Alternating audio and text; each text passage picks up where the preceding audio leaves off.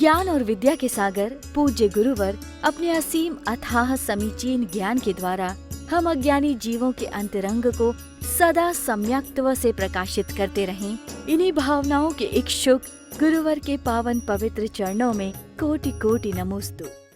निष्ठितार्थमजं नौमि परमात्मानमव्ययम्। आचार्य शुभचंद्र देव विरचित ज्ञानार्णव ग्रंथराज में धर्म ध्यान के जो 4 भेद बताए गए हैं, उनमें से हमने आज्ञा विषय धर्म ध्यान और अपाय विषय धर्म ध्यान का वर्णन सुन रखा है और उसका ध्यान भी करने का अभ्यास कर लिया है। आगे तीसरे नंबर का ध्यान है विपाक विषय धर्म ध्यान। हम अपने चिंतन की दशा में कर्मों के फलों का चिंतन करते हुए धर्म ध्यान कर सकते हैं। सामान्यतया संसारी प्राणी का मन कभी भी विचारों से मुक्त होता नहीं है, लेकिन यदि हम उन विचारों को सद्विचारों की ओर, जो वास्तव में रियल चीज़ें हैं, उनकी ओर यदि हम जोड़ देते हैं, तो वही ध्यान हमारे लिए भीतर से शांति देने वाला और वही ध्यान हमारे लिए धर्म ध्यान का रूप धारण कर लेता है। यदि हम अपने मन को यदा तदा किसी भी चिंता में लगाए रखेंगे, तो वह मन का एक तरह से डिस्टर्बेशन कहलाएगा और वह जो हमारे अंदर विचारों का एक समूह उठता रहता है, वो हमारे लिए एक परेशानी ही पैदा करता है और अंततः हम उससे थक जाते हैं। हम अंततः ये महसूस करते हैं कि हमारा मूड अभी ठीक नहीं है, दिमाग खराब हो गया है, सोचते सोचते मैं परेशान हो गया हूँ, दिमाग में बार बार वही चीज़ें आती हैं।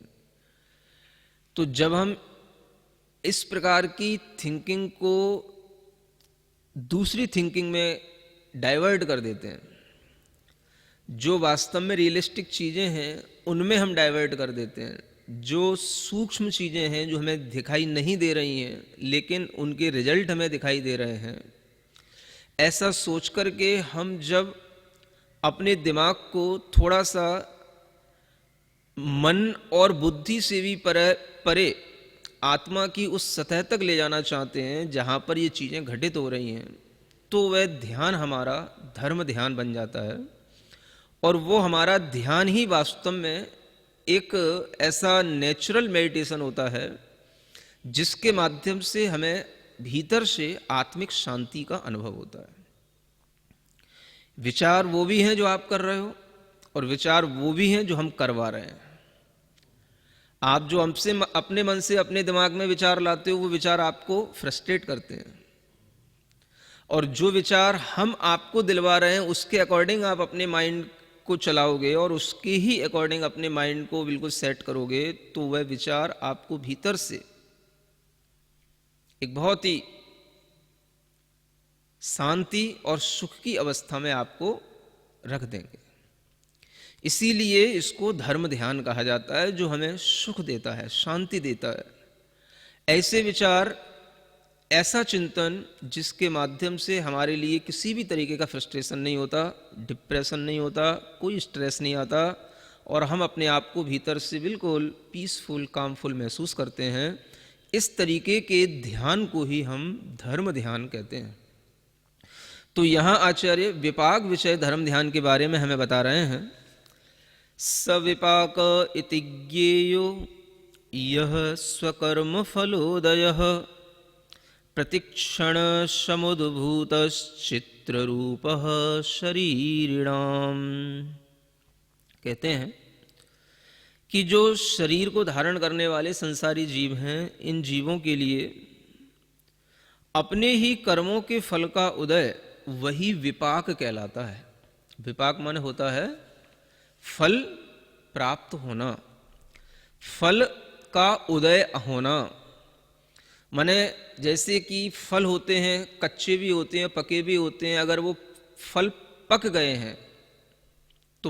हैं तो वो बहुत जल्दी डाली से टूट जाते हैं, उसको बोलते विपाक हो गया। है ना, फल पक गया, पाक पूरा हो गया, विशिष्ट पाक है विपाक। जो इसमें विशिष्ट पाक हो गया उसका फल अब आ ही गया। तो जो कर्म हमारे लिए हमेशा फल दे रहे हैं उन्हीं को हम विपाक कहते हैं। कर्म का विपाक मिल रहा है, माने कर्म का फल हम अनुभव में ला रहे हैं।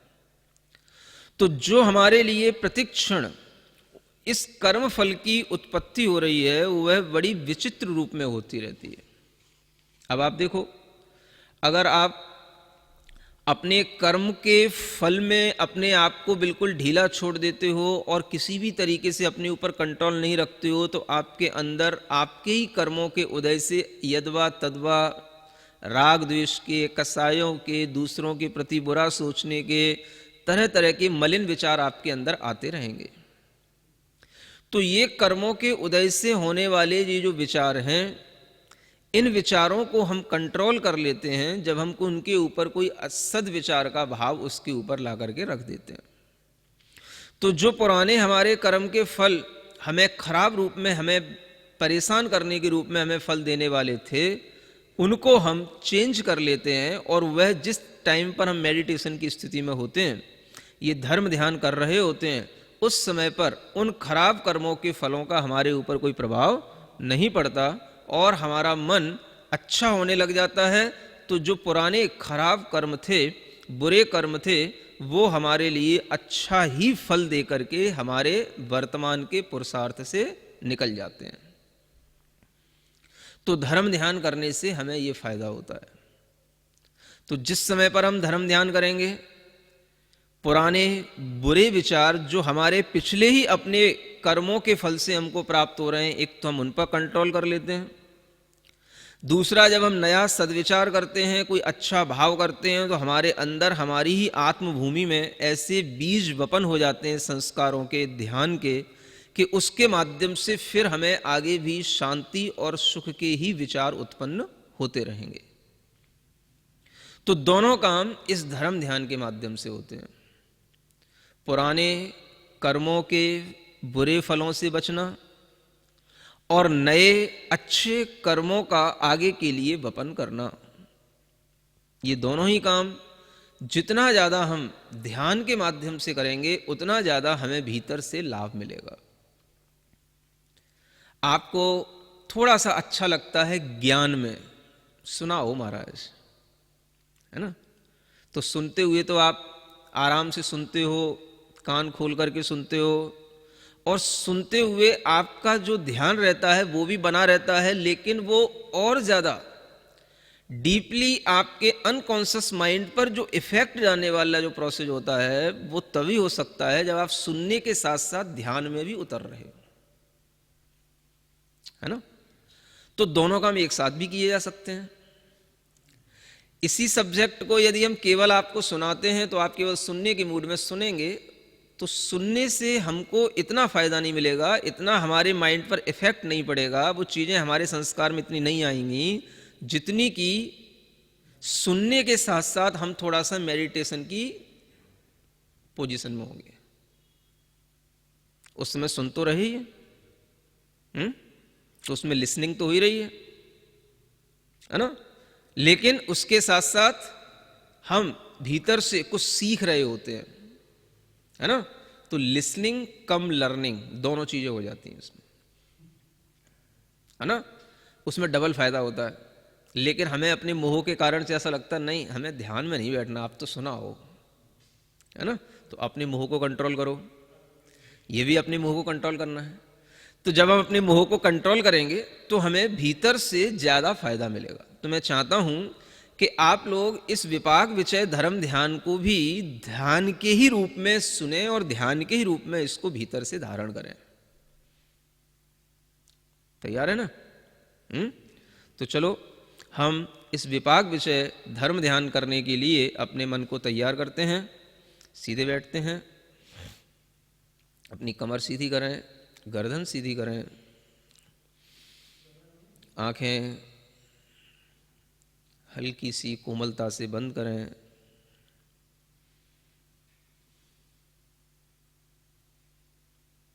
अपनी श्वास बिल्कुल सामान्य रखें और अपनी श्वास को देखते हुए अपने मन को शांत और स्थिर बनाएं।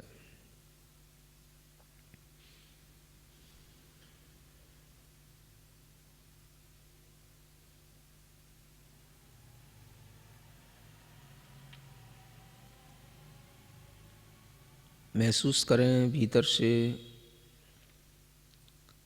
जैसा मैं जीवात्मा हूँ वैसे ही अनंत जीव इस संसार में हैं। उनमें कुछ बहुत छोटे से हैं जिन्हें न सुनने की क्षमता है न देखने की क्षमता है। ऐसे अनंत जीव पूरे संसार में भरे पड़े हैं। जैसे मैं समझ सकता हूँ, सुन सकता हूँ, ऐसे भी लाखों करोड़ों अरबों मनुष्य हैं, पशु पक्षी हैं। वे सभी जीव कर्मों के समूह का अनेक तरह से फल भोग रहे हैं।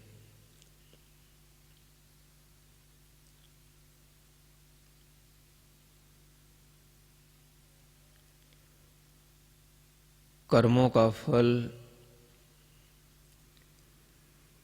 द्रव्य, क्षेत्र, काल और भाव के आश्रय से हमें दिखाई देता है। इस संसार में ऐसे भी जीव हैं जो अच्छे अच्छे द्रव्य, अच्छी अच्छी वस्तुएं, पदार्थों की सामग्री को अपने कर्म फल से प्राप्त किए हैं।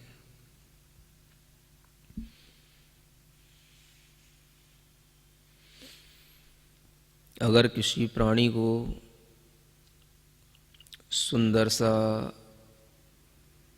अच्छा सा घर मिलता है, वह भी उसके पुण्य कर्म का फल है, जिसके कारण से उसे अच्छा द्रव्य मिला। घर में अच्छी साफ सुंदर सुगंधित वस्तुएं होती हैं। ये सब भी पुण्य कर्म के फल से मनोज्ञ द्रव्य के रूप में जीवों को प्राप्त हो रही हैं। अच्छे बैठने के सोफा सेट, बेड, अच्छे अच्छे वस्त्र, सुंदर स्त्रियां, घर में तरह तरह के म्यूजिक सिस्टम, टीवी, अनेक तरह से पुत्र पुत्रियों से भरा हुआ घर, बहुत ही कीमती कीमती सुंदर घर में रखी हुई तमाम चीज़ें, घर के साथ साथ स्वतंत्रता से अपने लॉन में, गार्डन में टहलना, घूमना, गाड़ियों में जाना,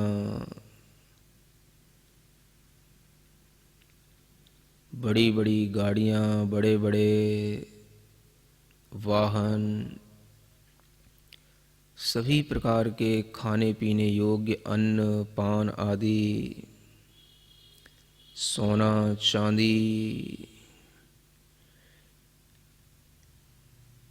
सभी प्रकार के नौकर चाकर, सभी सुखों का आश्रय, अनेक संसारी प्राणी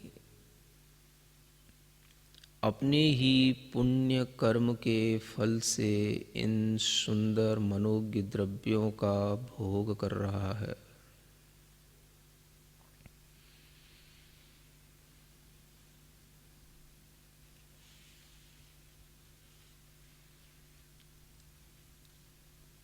जहां एक तरफ ऐसे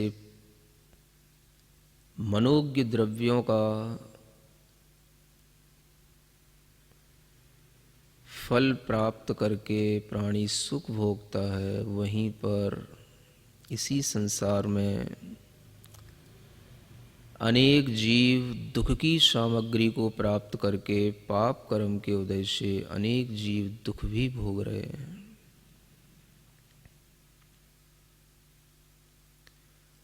अनेक जीव भाला, तलवार, छुरा, बंदूकें आदि अस्त्र शस्त्रों को लिए हुए हैं।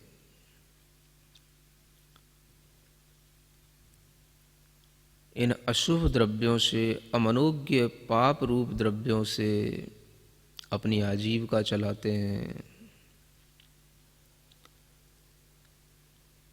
किसी के पास में, किसी के घरों में कहीं सर्प हैं, बिच्छू हैं, अनेक तरह के जीव जंतु हैं जो किसी को काट लेते हैं, जहर चढ़ जाता है, मृत्यु हो जाती है, कोई अग्नि में जल जाता है, किसी को वाहन के दुर्घटना हो जाती है, किसी के तीव्र पाप कर्म के उदय से उसको दुर्गंधित शरीर मिलता है, अंग उपांग गल जाते हैं, सड़ जाते हैं, फोड़े फुंसी तमाम तरह के रोग शरीर में घर कर जाते हैं।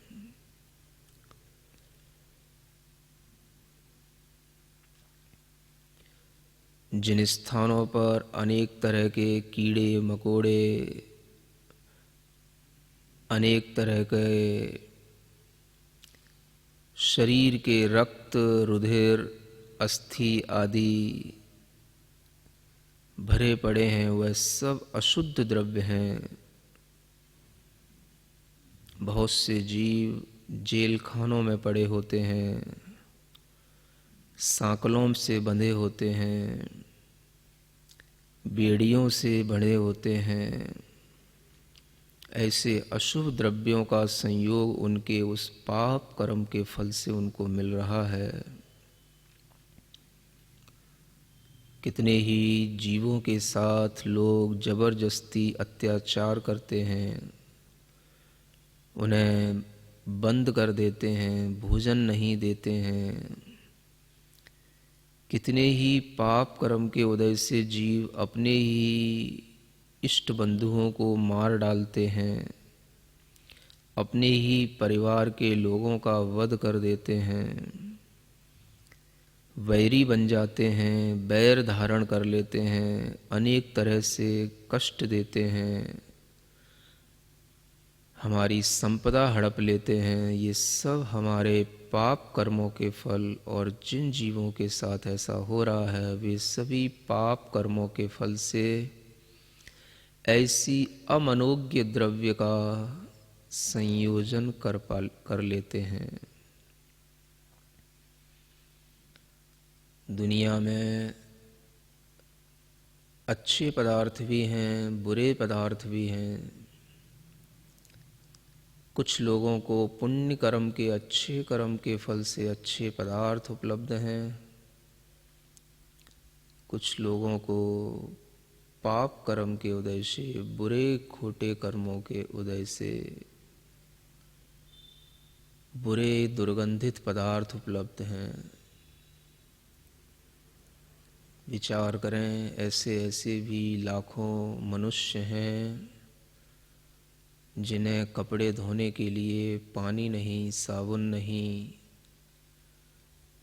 एक जोड़ी कपड़ा ही जिनके शरीर पर पड़ा रहता है, फटा पुराना, और महीनों तक वह उसी कपड़े को पहने रहते हैं। सब जीवों को अपने अपने पाप और पुण्य कर्म के फल से ऐसी सामग्रियां मिलती हैं। जैसे पाप और पुण्य के फल से मनोज्ञ और अमनोज्ञ द्रव्य संपादन होता है,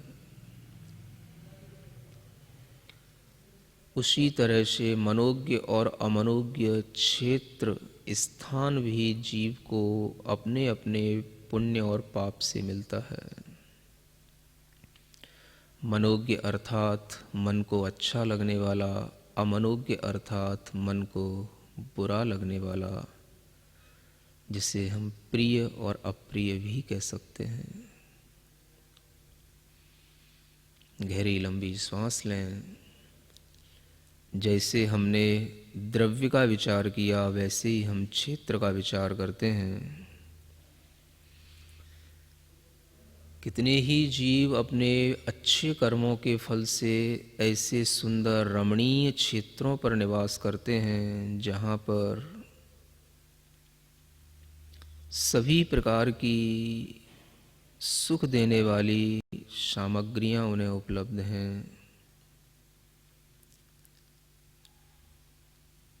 उन्हें रमणीय, सुंदर, स्वच्छ, ऋतु के अनुसार स्थान मिलते हैं, जो बहुत गर्मी में, बहुत ठंडी में नहीं हैं। सुख के स्थान में बैठे रहते हैं। एसी, कूलर, पंखे सब उपलब्ध रहते हैं। ऐसे अनेक जीव अपने अच्छे कर्मों के फल से सुख स्थानों में अपना दिन और रात निकाल रहे हैं। कितने ही ऐसे जीव हैं जो धूप में, गर्मी में, सर्दी में, बरसात में सब कुछ सह करके दुख सहन करते हैं, जिनके अच्छे घर नहीं हैं, जिन स्थानों पर रहते हैं वहाँ कोई भी साफ सफाई, सुंदरता कुछ नहीं है, जिन स्थानों को देख कर के मन में घृणा उत्पन्न हो जाए, ऐसे अप्रिय स्थानों पर भी लोग रहने को मजबूर होते हैं। ये उन्हीं के पाप कर्म के फल से उन्हें ऐसे क्षेत्र प्राप्त होते हैं।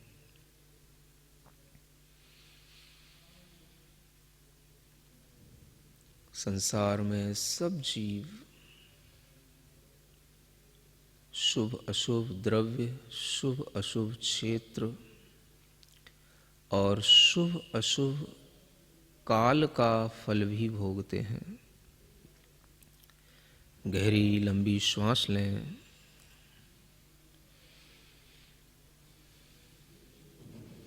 जैसे हमने द्रव्य और क्षेत्र का विचार किया वैसे ही हम शुभ और अशुभ काल के विषय में विचार करते हैं।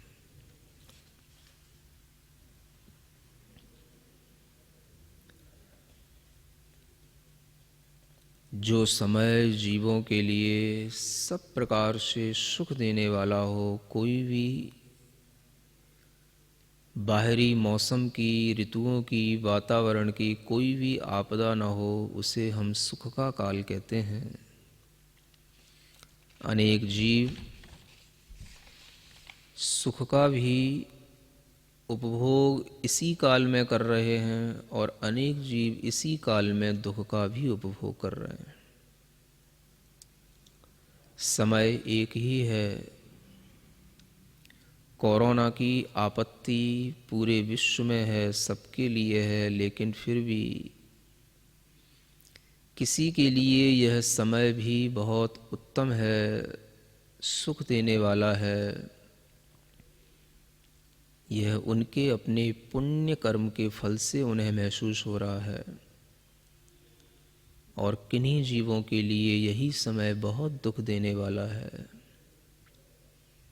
कितने ही जीव ऐसे हैं, प्राणी ऐसे हैं जो लॉकडाउन में कहीं फंस गए हैं, निकल नहीं पा रहे हैं, महीनों तक अपने आप को परेशान रखे हुए हैं। कितनों ने ही तो सुसाइड कर ली, कितने ही तो परेशान हो करके रात की नींद भी उड़ा चुके हैं। और कितने ही सुबह शाम अच्छी दिनचर्या से शांतिपूर्वक, सुखपूर्वक जीवन जी रहे हैं। कोई किसी के लिए कुछ नहीं कर सकता। प्रत्येक प्राणी अपने अपने शुभ अशुभ कर्मों का फल ही भोगता है। किसी के लिए यह समय शुभ है, किसी के लिए यही समय अशुभ है। महसूस करें, हमारे लिए आज यह धर्म ध्यान इसी समय में करने को मिल रहा है। मैं बहुत पुण्यवान हूँ। गहरी लंबी श्वास लेकर अपने दोनों हाथ आकाश में उठा करके बड़ी प्रसन्नता के साथ बोलेंगे, मैं बहुत पुण्यवान हूँ, मैं बहुत सुखी हूँ, मैं धन्य हूँ जो इस आपदा के समय में धर्म ध्यान कर रहा हूँ। मैं कर्मों के फल का विचार कर रहा हूँ। जिसके जैसे कर्मों का फल है, मैं उसको केवल यथार्थ रूप में देख रहा हूँ, विचार कर रहा हूँ। मुझे सुख से राग नहीं, दुख से द्वेष नहीं। मैं केवल कर्म फल का चिंतन कर रहा हूँ। रिलैक्स।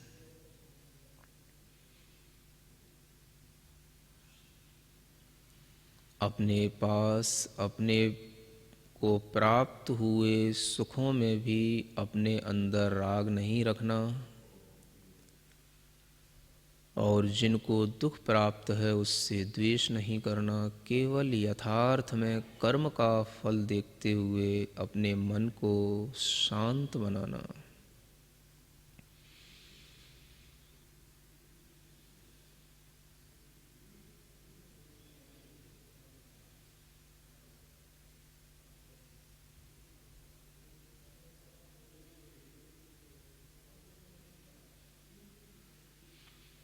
ओम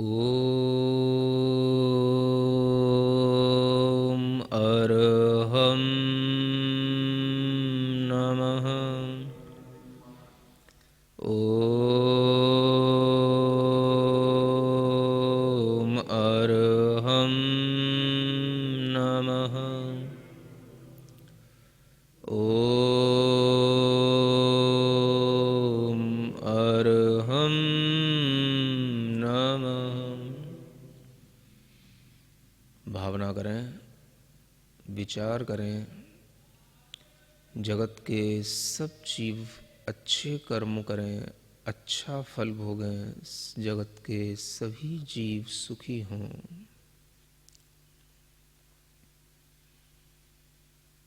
सब जगत के जीवों को सभी प्रकार के सुख मिलें। कोई भी संसार में दुखी न हो, रोगों से पीड़ित न हो। कोरोना के रोग से, स्वाइन फ्लू, हैजा, तमाम तरह के वर्ल्ड फ्लू, इन सब से कोई भी पीड़ित न हो। किसी भी जीव की कहीं पर हिंसा न हो। सर्वत्र शांति हो, शांति हो, शांति हो। अपनी दोनों हथेलियां घिसकर आंखों पर रखें। ओम अरहं परम शांति, परम शांति, परम शांति।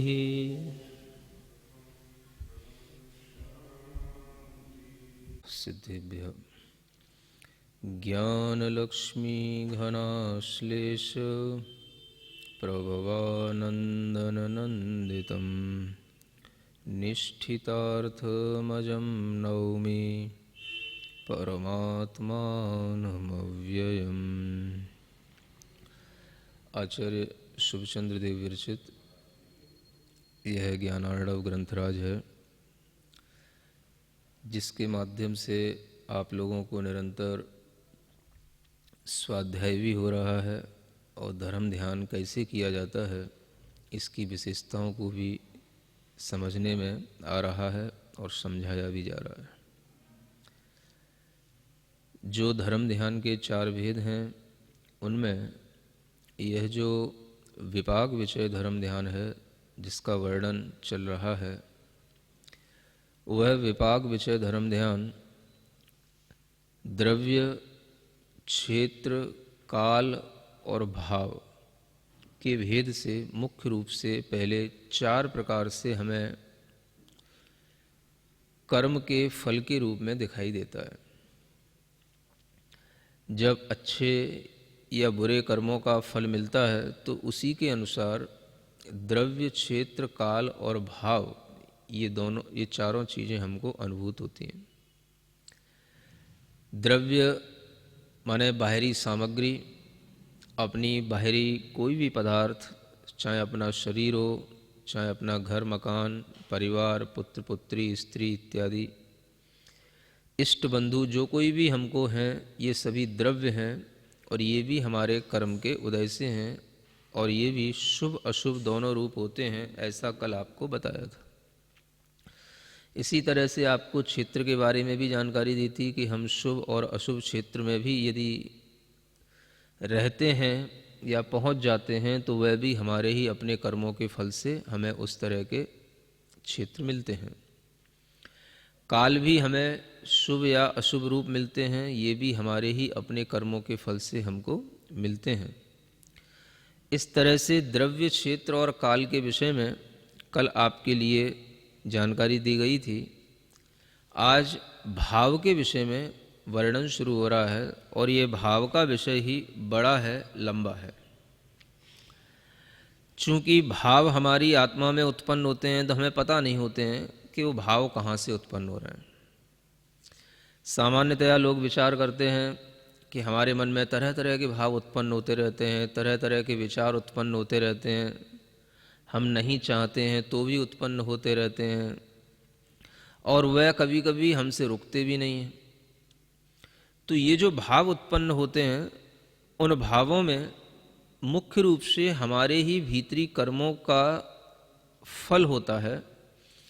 जो कर्म हमारी आत्मा से जुड़े हुए हैं, बंधे हुए हैं, उन कर्मों के फल से हमारे अंदर भाव पैदा होते हैं।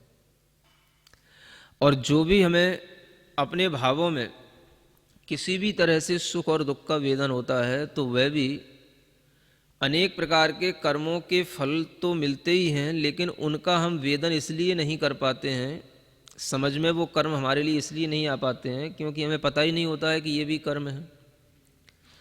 सुख और दुख की संवेदना होती है तो हम केवल सुख और दुख के कर्म को जानते हैं कि हाँ हम सुखी हैं, हाँ हम दुखी हैं।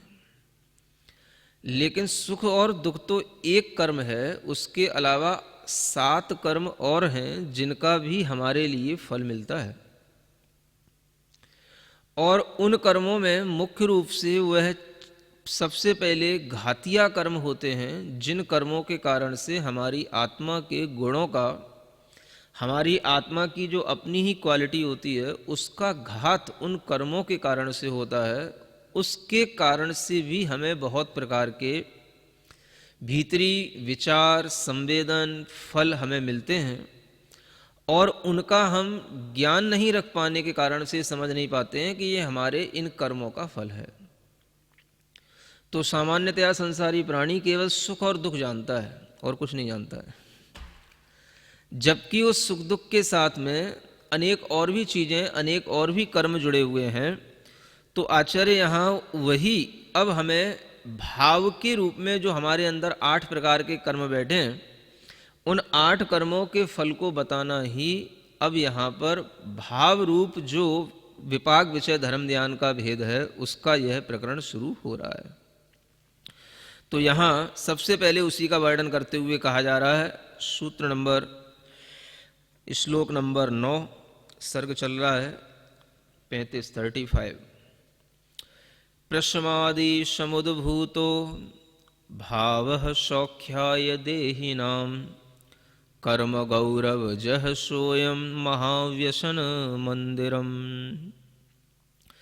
प्रशम आदि से उत्पन्न हुए भाव ये देहियों के लिए, संसारी प्राणियों के लिए सुख के लिए होते हैं।